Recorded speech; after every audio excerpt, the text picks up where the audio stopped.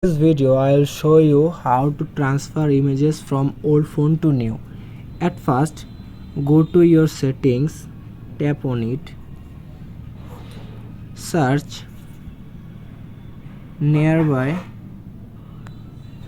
share, tap on it, scroll down, tap on nearby share options, then on use nearby share.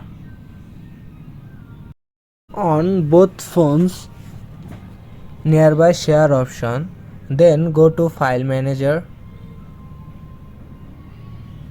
go to images, select all the images that you want to send. Click on the send option which is under right corner, tap on the nearby share. Now you can easily share your all images old phone to new.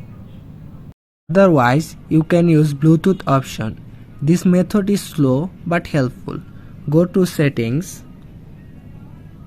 search Bluetooth, tap on it, on Bluetooth option, then go to file manager, go to images, select images that you want to share, select all images,